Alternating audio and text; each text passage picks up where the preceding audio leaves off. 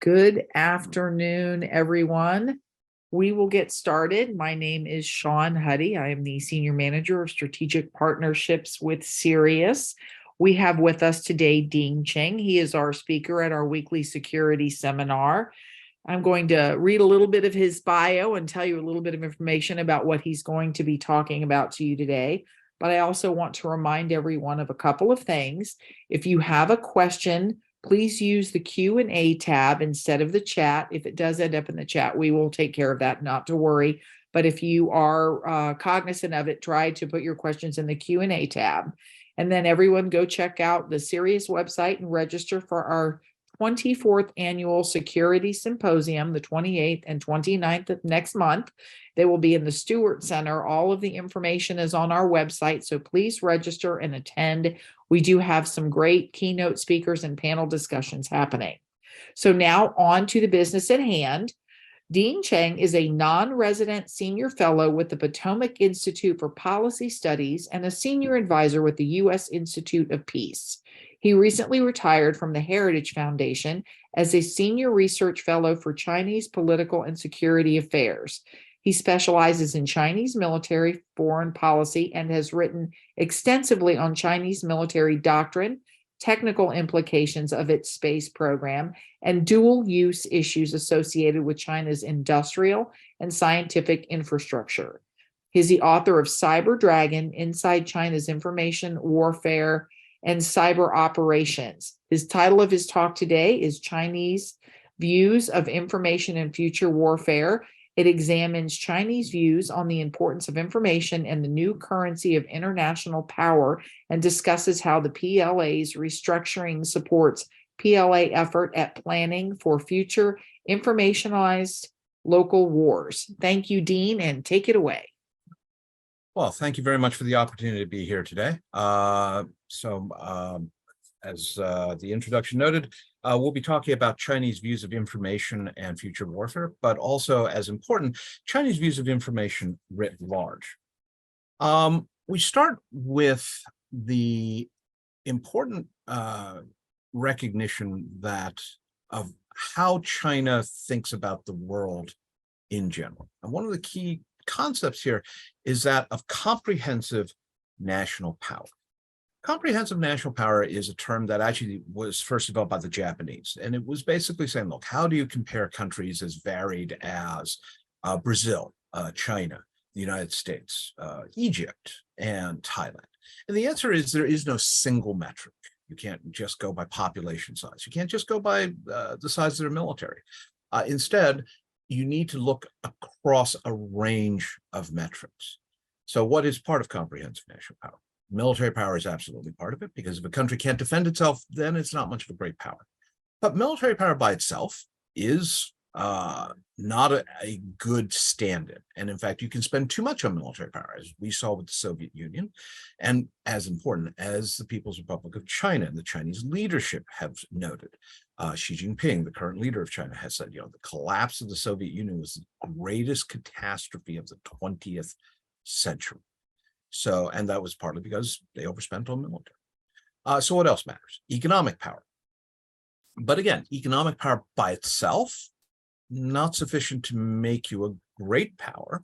It certainly gives you the potential, but you need more than just economic power. And we see this with Japan, who in the 1980s was all set to dominate the world. It was the up-and-coming power. Its economy was charging forward, and then they sort of petered out. And at no point did they become a great power along the lines of the United States and the Soviet.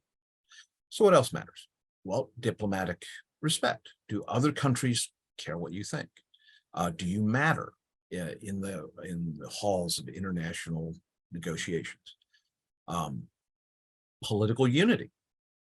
Is the country a unified entity? Physically, is why Taiwan matters, but broadly politically speaking, which is why the CCP does view democracies as being fundamentally flawed, because we have debate, and more importantly, we celebrate debate. Science and technology, because you want to not simply make other people's t-shirts or washing machines or even computers. You want to write the operating system. You want to create the standards for cell phones and networking that other countries use. You certainly don't want to suffer technological surprise. There's even cultural security. When the Chinese look out at the world, remember, they are a civilization, a culture that is 5,000 years old. And yet the lingua franca of the world is English, not Chinese.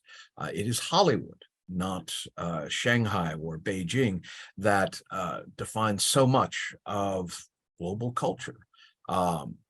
People line up to see Avatar. They didn't line up to see the cartoon about Confucius. That actually was an issue a few years back when the first Avatar came out. They actually yanked it from some Chinese theaters and substituted a Chinese-made cartoon. So comprehensive national power is how the Chinese view the world. From that, the Chinese also, the Chinese Communist Party, which rules PRC, of course, is still a Marxist-Leninist party. What does that mean in this context?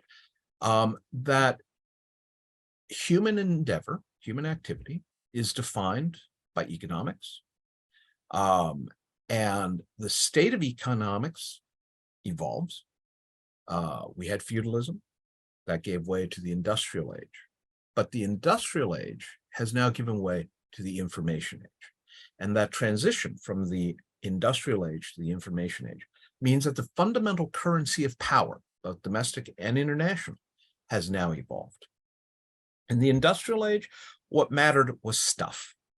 How many merchant ships did you produce last year? How many cars did you produce last year? How many tons of bauxite did you smelt last year? How many steel I-beams did you produce? In the information age, it's not that those things don't matter, they do. But more important now is the ability to generate information, to analyze information, to transmit information, and to exploit information more rapidly and more accurately than your competitors. And that in turn influences economic development. It has huge implications for military development, and it helps define your goals in terms of your pieces of comprehensive national power. So in this world, I would suggest that the PRC is pursuing what might be termed informational mercantilism. The PRC, in particular the Chinese Communist Party, wants to access other people's information, but meanwhile wants to deny them access to Chinese information. This is true on the economic side. This is true on the military side. And whether it's things like Made in China 2025, which we'll talk about in a little bit, or this concept of dual circulation, which you might have heard about, where again, China has an internal economy that's relatively insulated from the rest of the world while developing technology there, exploiting the economic benefits of a relatively closed market to then move abroad and create exportable goods and services, is all tied back to information. If information is the currency of power in the information age, establishing information dominance is central, again, to economic, political, and security activities. Information in this context has strategic, operational, and tactical roles. At the strategic level, an important part of PRC activities rests upon political warfare. Political warfare can be thought of as the hardest form of soft power. It is the effort to influence and shape international attitudes and opinions, to influence how information may even be interpreted, but at that broad strategic level. Interestingly, for the PRC, political warfare includes what is termed the three warfares: public opinion warfare, psychological warfare, and legal warfare. Public opinion warfare is shaping international and domestic public opinion. It is shaping how the Chinese people view the CCP, view the PRC. It is how other countries view China. Is China a friendly country? Is China an unfriendly country? Is there a China threat? Are Chinese activities above board or threatening? That is part of the global struggle underway every minute of every day in every country around the world, from Afghanistan to Zimbabwe. There is ongoing current public opinion warfare between China on the one hand and all potential adversaries, in particular the West, but also bystander other countries, India, Russia, Japan. Psychological warfare is influencing both the leadership and the masses of both direct adversaries, but also other countries. It is shaped and influenced by economic power, by political measures, by outright military threats in some cases, and in other cases through aid, investment, and the like. Legal warfare is the use of, in particular, laws, treaties, but also law enforcement agencies to help advance political goals. This is obviously all a very quick discussion of the much deeper elements, without going into the deeper elements of each of those warfares and political warfare writ large. But the point here is that all of this, at the end of the day, is really the strategic use of information. What is public opinion but a form of information? What is psychological warfare, psychological operations, but the manipulation of the interpretation of information? And legal warfare is a very specific part of the information domain that you are applying. So that's the strategic element of information. At the operational level, here this is more specifically on the military side. The PLA is working very hard. The People's Liberation Army has been steadily modernizing. And if you go Google the PLA, you can find fun videos and interesting pictures. China has 2 stealth fighter programs, now has the world's largest Navy, has built aircraft carriers, all that sort of stuff. But from an information perspective, what matters is that the People's Liberation Army, which has not fought a war since 1979, is intent upon being able to establish at the operational level of war within a theater, information dominance. Again, getting information faster, processing it faster, getting it back out to the troops faster, exploiting it faster than your adversary, but also, therefore, attacking and slowing down enemy forces in terms of information, in terms of their ability to gather and exploit information. Why does this matter? Because as very careful students of other people's wars, what they have found, what the PLA has found, is that, one, wars today are joint. And by joint, it's not just inter-service, Army, Navy, Navy, Air Force, but multi-domain, land, sea, air, outer space, the electromagnetic domain, and networks. So if you're going to fight a war, it has to be joint. If it's going to be joint, spanning all of these domains, you have to create a common situational picture, common operating picture, common situational awareness, different terms, all the same thing. Everybody needs to know what's going on, which means sharing information, which means that you need to be able to communicate with your forces. You need to be able to see and hear from your sensors. You need to be able to get forces that could span literally millions of cubic kilometers from under the sea to outer space. You need to be able to do all of that and keep the enemy from doing it in turn.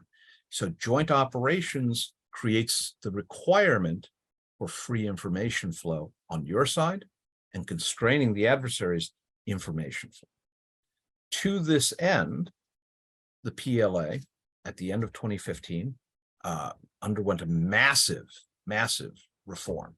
And I won't go into all the various details. Suffice to say that it spanned from top to bottom. The Central Military Commission, which runs the Chinese military, was overhauled and reformed. The Chinese military organization went from 7 military regions to 5 war zones or 5 theater commands, each of which has its own joint campaign command headquarters, which is the wartime command structure. This didn't used to be regularly stood up. Now it is a day-to-day entity, joint entity, and the creation of several new services. And one of the most important there is the PLA Strategic Support Force. The PLA Strategic Support Force brought together Chinese electronic warfare forces, network warfare forces, space warfare forces, and even a piece of the political warfare forces, all into a single service. People sometimes say, authoritarian systems can't innovate. First off, that's just bad history. Okay. Nazi Germany, about as authoritarian as you get, developed everything from the assault rifle to jet fighters to rockets. But also it's important to recognize that innovation isn't always new technology. Sometimes it can be organizational. And the PLA Strategic Support Force is a good example of a unique new organization. No other military has brought together these disparate elements into a single service. We, for example, have Cyber Command. We don't have a cyber service. We now have a Space Force as a space service. But that doesn't control our internet activities and certainly doesn't control electronic warfare activities. The Russian Aerospace Force does not control. It has electronic warfare forces. We think it has some network, but that's not the main body of those. The Israelis, the British, the Japanese, again, nobody has created a PLA strategic support force. One of the interesting things about this is the twinning, the pairing of network warfare and electronic warfare. And in a very gross, hyper oversimplified sense, electronic warfare here is about the physical side. It is typically jamming radars, radios, the physical emitters, things like that. Network warfare includes, but is not limited to, cyber warfare. And so, but it also can include interfering with software and data. So the Chinese talk about integrated network and electronic warfare as one of the tasks of the PLA Strategic Support Force, because it's basically saying you might attack the enemy's hardware, the radars, radios, etc., or you might attack their software, or you might do both. But that this is your job, PLA Strategic Support Force, and in particular, an adversary space system, which is all about information flow. If you can interfere with their tracking, telemetry, and control, so that the radars that are tracking them are being interfered with, or if you interfere with the command and communications networks that allow satellites to turn on and off or look, it's all good, and that's part of the PLA SSF's job. What is the goal for establishing things like information dominance? A big piece of it is information deterrence. Now, when we talk about things like information deterrence, cyber deterrence, we tend to think about it as, how can I keep the adversary from mucking around in our networks? Very much tit for tat. It's like when we talk about space deterrence, we tend to think about, how do we keep an adversary from attacking our space systems? When the PLA writes about cyber deterrence or space deterrence, it's very different. They are talking about, how can I use activities in the information domain or in the space domain to achieve a broader strategic goal, whether it is keeping the United States from supporting Taiwan, or maybe preventing Taiwan from declaring independence, or preventing the Netherlands from undertaking a complete ban on exports of lithography machines essential for chip making. So information deterrence then is, what can I do in the information domain that will influence an adversary? And that is one of the key roles, not just for the PLA Strategic Support Force, but for the CCP writ large, keeping in mind that because of the political structure of the People's Republic of China, the CCP can reach to all parts of the system. So not just the military, not just government agencies and ministries, that's true for every government, but because of the extent of its control, it can manipulate educational institutions, media. The vast bulk of China's media is state-run. Finance, so loans, corporate investments, especially by state-owned enterprises, but also non-state-owned enterprises.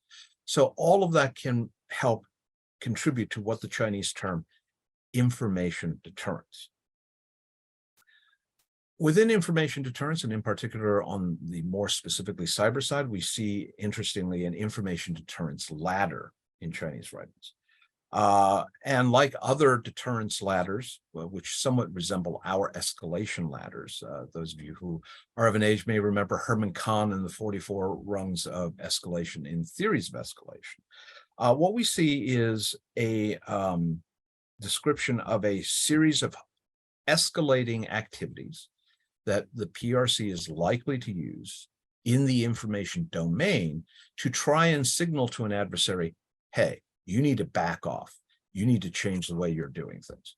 So the first rung is demonstrations of network technology experimentation. So that can be, again, electronic warfare activities. It could be computer network exploitation, showing that you are running around in the other side's networks can be quite intimidating. So something to think about when you are reading about how Chinese hackers sometimes are very quick to be found, that, some of it is probably sloppy tradecraft, but some of it may be quite deliberate to basically say to an adversary, yeah, I'm in your networks. Think about that, in the future, in time of crisis. How secure do you think your networks are? The next rung up then is displays and demonstrations of capabilities. So the announcement of the PLA Strategic Support Force can be seen as a step on that deterrence ladder. Deterrence through network operational exercises. We've seen very large-scale PLA exercises within China, sometimes crossing over the Taiwan Strait center line in cooperation with the Russians before the Ukraine invasion. All of these got a lot of coverage from China's own news media. Again, sending a message. This isn't just some theory. This isn't just a workbench. This isn't just some group of hackers out there. We have serious electronic warfare capabilities. We have serious network capabilities, and they are at the disposal of the state. And then in time of real crisis, and so far we've been fortunate in not quite getting to that stage, would be actual network operations. And PLA writing suggests, for example, that you might start seeing DDoS attacks or efforts at an information blockade in order to say to an adversary, okay, this is really, it's getting real here, folks. This is about as real as it's going to get. Back off, or the next thing that's going to happen is maybe we're going to black out your power grid or your communications networks or your financial networks. Let me show you some of the things I can do that are reversible or plausibly deniable or are simply just not permanent. But I can do this, so take me seriously. We tend to think about the Chinese in terms of what they hack and what they might be doing to us. If you're a Chinese IT expert, one of the things that they're going to be worried about is what might somebody do to us. And so what's interesting here is that when we look at Chinese writings on information security, they break information security down into 4 buckets. And this gives us a sense of how they think about information systems and what to attack, as well as what to defend. The 4 elements are, first off, hardware. The physical security of your server farms, the physical security of routers. That includes supply chains. So how do I know where these chips came from and therefore what might be on those chips? But also key infrastructure, meaning that vital server farms, et cetera, have security. And here we are not just talking about some private security firm with tasers and batons. We are talking about surface-to-air missiles and military security, et cetera, for national infrastructure. Second is software security, and that's distinguished from data security. I think that's very important here. We tend to sort of elide the two together. For the PRC, one of their great concerns is that their computers, for the vast majority, are operating a foreign operating system. This goes to comprehensive national power. This is an area of weakness for the PRC, that their computers are operating somebody else's operating system And who knows what might be hidden in the millions of lines of code, or could be easily injected into that. And that's separate from the security of the data. So one is your email program, the other is the email itself, or your Word document program, your word processing program, and then your actual memo. And then finally, what they term management security, which is the human factor. Is everything from insider threats to will somebody just stick a thumb drive into their computer without thinking. So that is also a concern for them. When the Chinese talk about information dominance, then they are thinking about both hardware and software, as we noted in terms of security. One of the things that the being in the information age has meant is it is vital for the PRC to be self-sufficient in terms of, in particular, ICT, information communications technology. So China makes its own computers. Lenovo is an example. It makes its own cell phones and its own 5G network. One of the great strengths of Huawei, it is soup to nuts. It's servers, routers, it is base stations, cell towers, it is tablets, computers, and cell phones. So the entire 5G network can be manufactured in China. And this is part of a broader sustained effort. Made in China 2025 said, we want to make our own microchips, and we want to get by 2025 independent of the global supply chain, if we have to be. We want to make our own. They're not going to get there, it seems, on microchips, but this is what they are talking about. Increasingly, we have seen China Standards 2035 being talked about. Here, it is building off of the recognition 4G was dominated by the United States. We therefore set the global standards. That keeping us out would be hard. Huawei pretty much dominates 5G. Who will dominate 6G? Who will dominate the next generation of computers as chips get smaller and computing becomes more powerful? But again, it's not just ICT, it's not just information. China Standards 2035 covers everything from consumer goods to merchant shipping to agricultural standards, etc. The idea here is the nation that helps set the standards, one, can't be kept out of markets, and two, can shape other people's markets. And that is a key part, mostly in the hardware world. The PRC does recognize that information dominance also requires software. And here, as I said earlier, they recognize that this is a huge weakness. Huawei really brought this home, or more accurate, the Trump administration really brought this home when it banned Huawei from the Android market. And that very quickly undercut the ability of Huawei to operate, certainly in the United States, but around the world. Because if your cell phone doesn't have apps, it's a very pretty paperweight, but it's not particularly useful. And for the PRC, the Chinese apps are not as numerous. They are often very buggy. And there's an outstanding security question about whether or not Chinese apps have been tested and whether they have backdoors. The whole business with TikTok demonstrates again how much that the owners have now admitted, yeah, PRC authorities can access that data. So, but that's an interesting example of an app that the Chinese did create that is dominant. Let me talk a little bit about some of the specifically cyber activities that the Chinese have been doing, both offensive and defensive. Let me start with some of one of the perhaps larger defensive activities, and that's the Great Firewall of China. The Great Firewall of China exists because there are 3 portals into the PRC.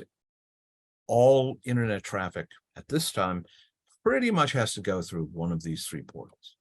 And the Great Firewall monitors it all. It has a variety of different methods. IP addresses can be blocked. Attempts to connect to them can be misdirected. But interestingly, the Great Firewall of China can also look down at the packet level and find unacceptable information, references, etc., and then use that as the base. So it's not just the URL, it's not just the website. It's actually the information within a web page, document attachment, etc., that it can look at. And of course, this is an example of AI ML, artificial intelligence machine learning. This is not done by people, right? Because there's just sheer, huge amounts of data flowing through all the time. So it's striking that this is something that the Chinese have devoted enormous resources to working on. Is it perfect? Of course not. Does it absolutely keep everything that the CCP finds objectionable out? No. But it certainly helps the human elements of the sensor network, both C and S sensor, to focus their resources after essentially a first cull by the Great Firewall. The CCP has done something pretty unprecedented, which is to mate the Great Firewall of China with what has been termed the Great Cannon, which allowed them, which essentially can redirect internet traffic that is coming through the Great Firewall as a massive DDoS attack. It was first executed against GitHub in 2015. It was then employed against Hong Kong protesters in 2019. This is a part of the system. It hasn't been used very often. I would suspect because this is not quite an atomic bomb, but it is certainly a MOAB in terms of you're massively disrupting whatever your target is. You are hitting them. I mean, GitHub can handle traffic, and it went down admittedly in 2015 for a while because of the application of the Great Cannon. So this is an interesting example of something that the PRC has developed that nobody else ever has, for the purposes of the state, to redirect global traffic, internet traffic heading towards China. The PRC has also redirected global internet traffic. Here we have the interesting example of BGP, Border Gateway Protocol redirection. China Telecom, a state-owned telecom firm, part of the ultimate deciders of internet traffic, has 10 points of presence in North America. And they have used these to redirect internet traffic several times to China. This has been documented by Chris Demchak and Yuval Shavit. For those who are interested, Demchak, Demchak. It's a very interesting article. Basically, we've seen them shunt traffic to China, where presumably it has been downloaded, may not have been broken, especially if it was encrypted, but could be sifted through. And yes, there have been instances of this occurring by accident, but as Demchak and Shavit have laid out, the fact that this has happened repeatedly, the fact that these were of much longer duration than your typical accident, suggests deliberate action. And since then, we have seen the PRC do this to Europe as well, redirecting traffic. A very poor analogy would be, imagine that you are flying from Chicago to London, but your luggage was deliberately rerouted to Beijing, where it could be taken off the plane, examined, at least photographed, and then put back together, and eventually lands in London as well. That is a remarkable volume, but also a willingness to violate, frankly, norms. One final example of an interesting PRC cyber activity is CloudHopper. Chinese Ministry of State security agents were identified as having hacked Hewlett-Packard Enterprise's cloud computing and accessed a number of different clients there. And the reason why I bring that up is because cloud computing is often assumed to be, one, the wave of the future, and two, more secure. But if you can break through the hard shell, you can feast on the soft nougaty center of not just one, but potentially a number of targets. More recently, we've heard the Chinese talk a lot about something called intelligenceization. This is not about cyber activities per se. It is, about, however, about the application of the next iteration of information technologies. And the idea here is that the growth of artificial intelligence and machine learning, the growth of big data, cloud computing, all of these things in combination, plus additive manufacturing, is going to create the next transformation. Maybe not a revolution, but transformation. And the idea there is that you are going to see a growing ability to tailor information. In an ideal world, you have the best of both worlds of customization and mass production. So you could make 50,000 Lenovo computers, and each one will be a little bit different for the 50,000 people who will eventually be buying it. You could do this with cars. You can do this with legacy industries. You will be able to do this with future industries. You will be able to apply the information that you have collected about people, which in the Chinese system is quite extensive, to produce a tailored life experience. Certainly a tailored shopping experience, a tailored consumer experience, but potentially other experiences, which has both positives, much more fun life in some ways, and negative consequences, societal control, especially in an authoritarian system. Let me conclude then with Xi Jinping. At the recent 20th Party Congress, he got another 5 years. He had already arranged for the amendment of the Chinese Constitution to allow him to end term limits.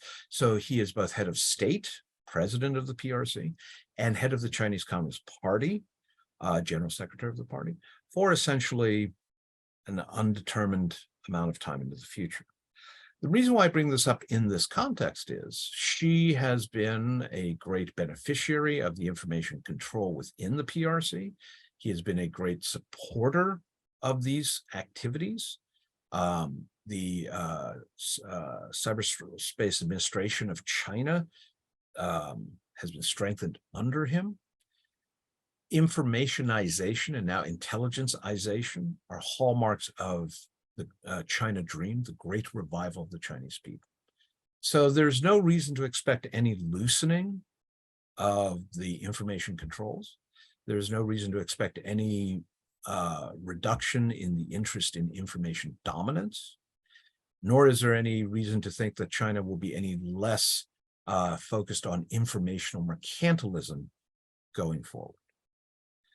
So with that, thank you very much for tuning in. I hope I haven't put the audience to sleep, and I'm happy to take some questions.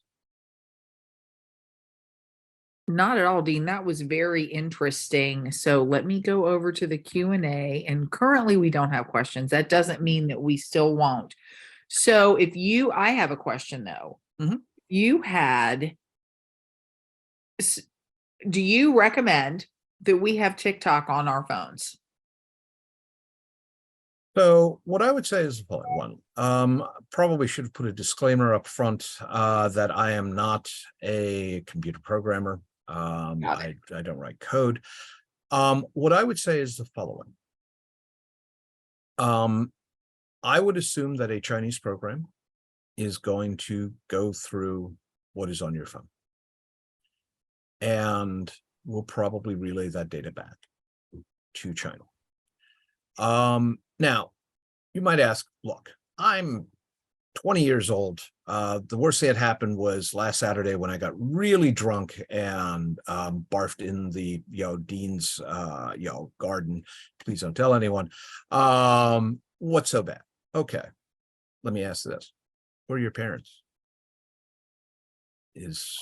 Are they the head of marketing, perhaps, for a mid-level firm? Might be interested in doing work in China or competing against a Chinese company?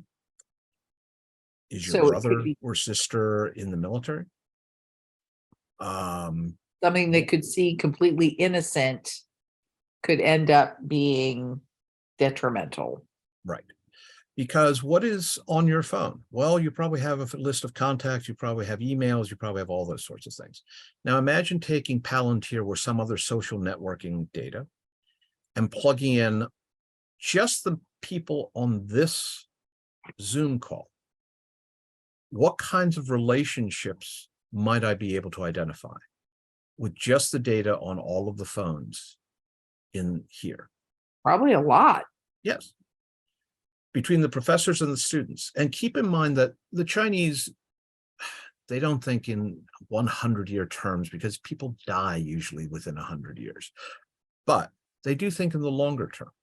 So among the people who are part of this phone call, there are probably younger folks who may become leading scientists, leading professors, leading politicians.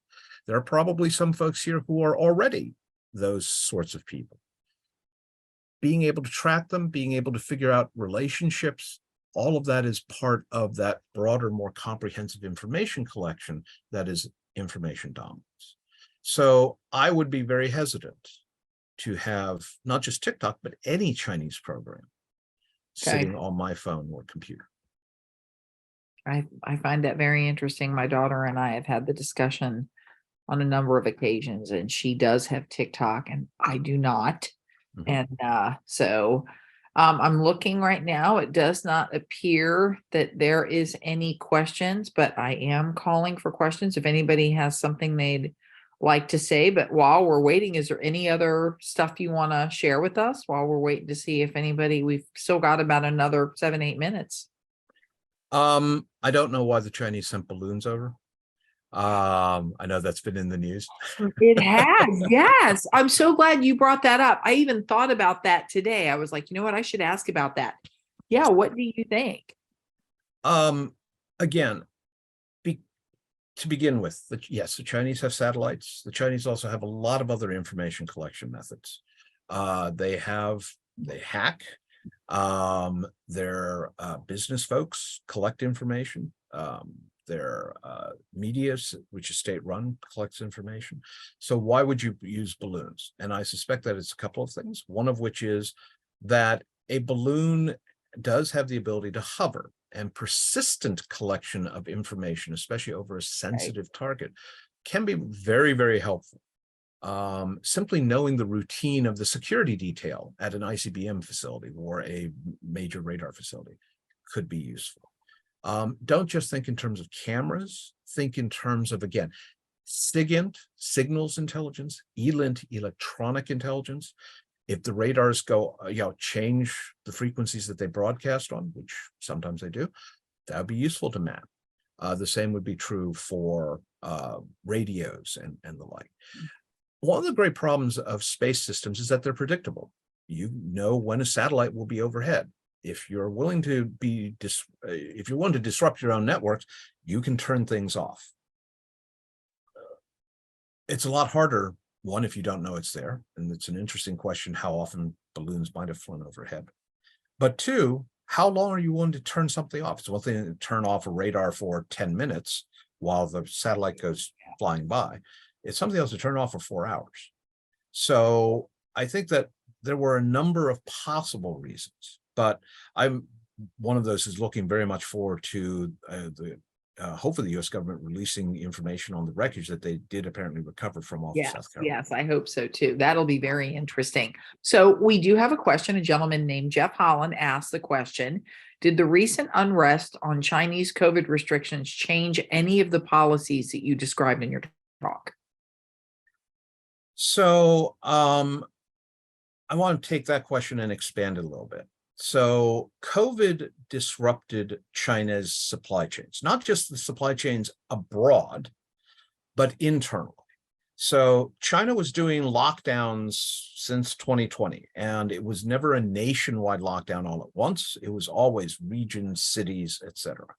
The problem is if you shut down Wuhan, a major port city on the Yangtze, several things happen. As a port city, that means that cargoes can't just be shipped out. If your ship was in port, you were locked down too.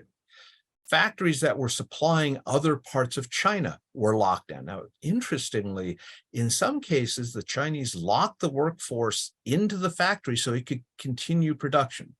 That gives you a sense of how important it was to keep the economy going. So lockdown throughout the last 3 years has disrupted China's internal economy. One of the reasons why we think their economic growth has slowed down noticeably. Did the protests make a difference? One of the interesting things to keep in mind here is that Chinese Lunar New Year is a 10-day affair. It is the largest human migratory event that occurs on a regular basis. It is 300 to 400 million people.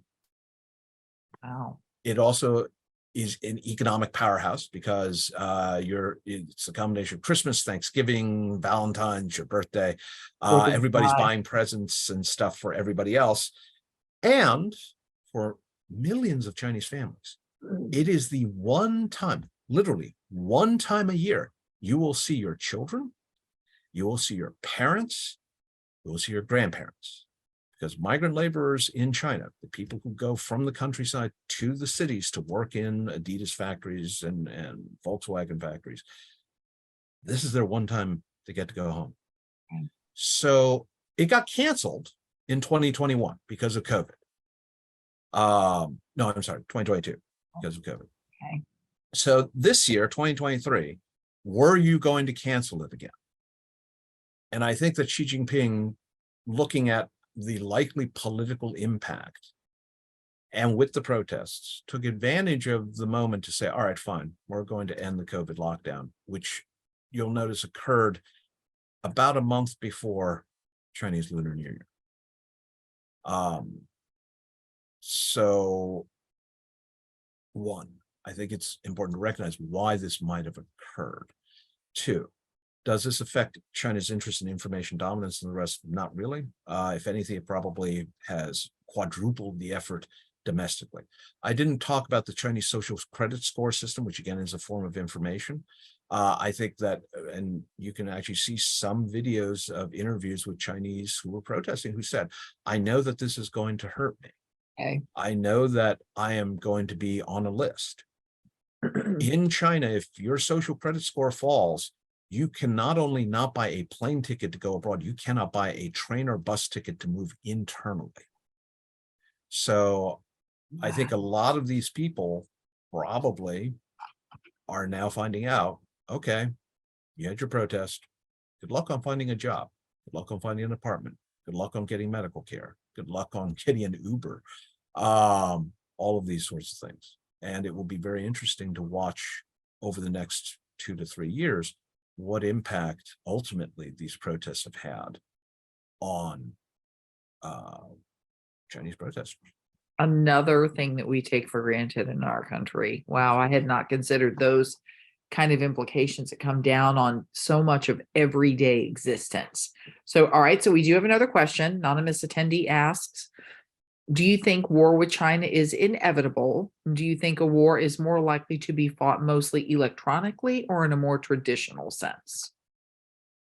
I don't believe in anything being inevitable except death and taxes. So is war inevitable? No. Is war possible? Absolutely. Take Taiwan as an example. One of the really complex aspects there is that it's a three-way problem. People, Taiwan is not simply an island. Taiwan has its own government, 23 million people on there, and happens to have a corner on advanced microchip manufacturing. So Taiwan's policies affect the United States and affect the PRC. So there's a three-body problem, if you will, with regards to Taiwan. And that makes it very difficult to calculate, makes it very difficult to predict. If a war were to occur, it would be different from most other wars we have seen because there will be much more in the electronic and network realms. Also, there'll be conflict in space. We, the United States, have not confronted an adversary who was operating in space. The Soviets obviously operated in space, but we didn't go to war with them, fortunately. But Iraq, Afghanistan, Serbia, none of these countries have space programs. China does. China has an active space program. China actively is researching counter space operations, which, by the way, includes cyber and network attack capacities.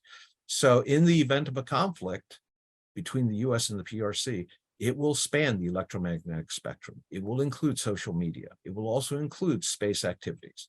Something else to consider very quickly. Moore's Law. Sure, everybody here is familiar with that. The number of circuits on a given size wafer doubles roughly every 24 months.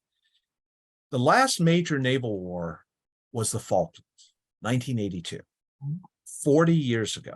That's 20 iterations of Moore's Law. Moore's Law is geometric.